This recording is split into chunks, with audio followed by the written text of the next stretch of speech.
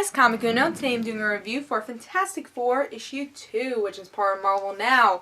And before I start talking about this issue, just want to give you guys a little update that on Dark Avenger Inc. that I have, or one review that I usually do in Comic Uno, which is Batgirl issue 15, which is a tie-in with Death of the Family, which is a tie-in from Batman. So go check that out in the description below. There'll be a link for Dark Avenger Inc. And also coming up this weekend, which is not up yet, is my Image First video that I have 4 Image First comics I picked up this week. So it's not a second printing, but $1 worth printing of, you know, some great Image comics that they're reprinting and showing issue 1. So if I like it, then I'll pick up the trade, and you'll see that video. So go to DarkAvengerINC to check out that video. That should be up either Friday, Saturday, or Sunday this weekend.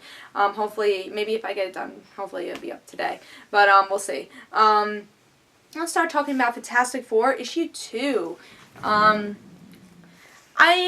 like the cover. I don't know if I like the colors that much, and the art's just okay. So I wasn't totally excited with the cover, but we get to see our Marvel Now little banner, and I liked Fantastic Four. The first issue I thought was pretty moderate, so I was like, I'm not totally. I feel like Fantastic Four is one of the, not the weaker ones of the Marvel Now titles, but one of those that you're not totally excited for. For me, it's like one of the bottom ones, but not really gonna drop it because I'm enjoying it. It's just like not one of those that I'm like so excited to pick up the next issue for, but still worth picking up, I think. So let's talk about Fantastic Four. Didn't love the cover, but let's see if I like the story.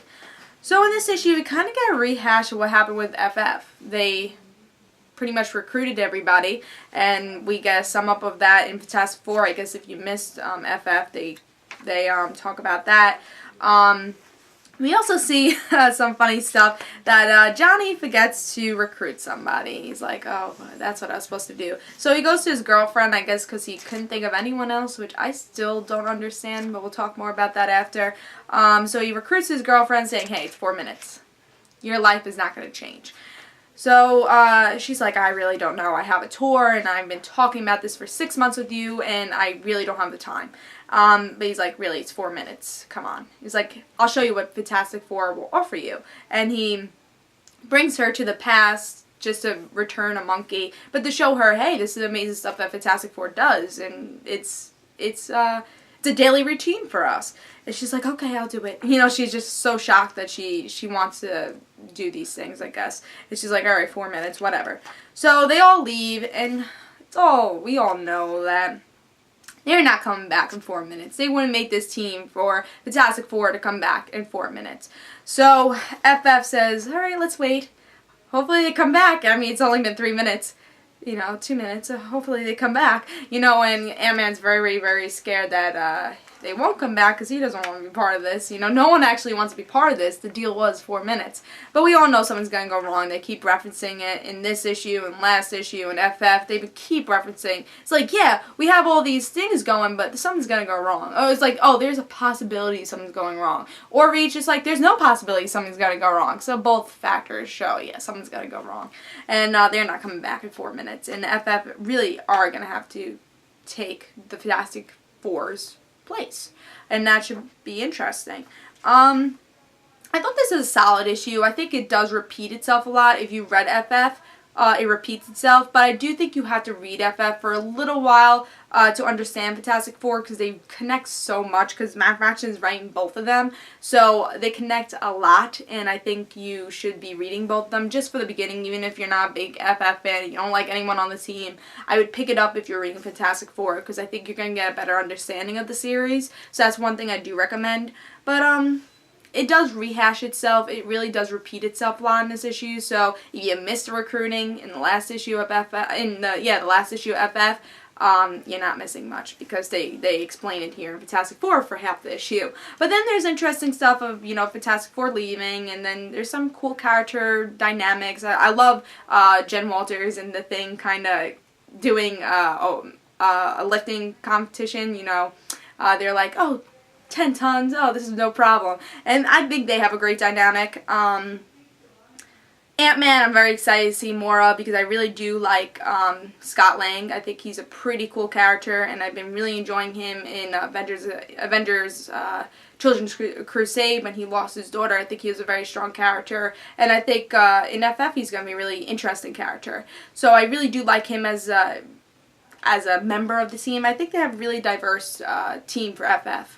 You know, Ant-Man, Miss Thing, which I'll talk more about, Jen Walters, which I'm a big She-Hulk fan, and Medusa, which I don't know anything about. But yeah, so I think they have a really good dynamic there, and I think it shows in Fantastic Four, and they show that a lot in this issue. Actually, they show good dynamics. Medusa is like, why is no one bowing? I think it's just very funny, this issue, and they make some good jokes that I did chuckle at, and especially when Johnny's like, did I forget something? And he has his headphones on. It's like, that's just Johnny for you. I definitely laughed at that.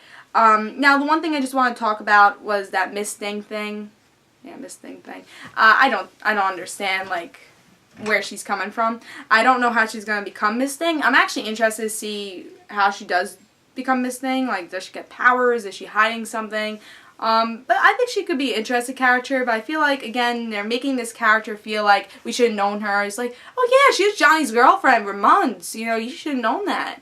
But she hasn't been any issues. I feel like, alright, explain this character. We don't know her. Don't pretend that we know her. Don't make a new character and make us think we know her, you know, but we don't. She hasn't been in any other issues. And I checked on Comic Con. She hasn't been in any other issues. They're just pretending that she's been in issues and making us seem like she's been in issues. So explain her character. I really want to learn more about her.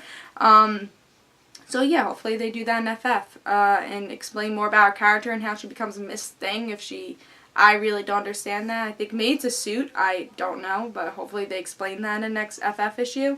But I've been enjoying it, Fantastic Four. I think they have a really good story. I think they might get caught in a plot hole with this whole, oh, we were supposed to be gone in 4 minutes, but we're not anymore. I think that could be a potential plot hole, but I'm enjoying it so far. I don't think it's the best Marvel Now title, but it's one I feel like I should continue, and one I do want to see more of, and I will be picking up FF and Fantastic Four, and I think those are two great dynamic to get the whole story, at least for now, but I'm enjoying it. I'm enjoying Fantastic Four, and I'm glad I'm picking up Fantastic Four, because I used to really love Fantastic Four, but I didn't get into Hickman's run, so I'm glad I'm able to get into Fraction's run, and I'm hoping not to drop this unless it gets ridiculous, but I think so far it's safe. So far it's safe that I'm not going to be dropping it, and I can actually continue Fantastic Four. So I'm going to give it 4 stars. Fantastic Four, 4 stars.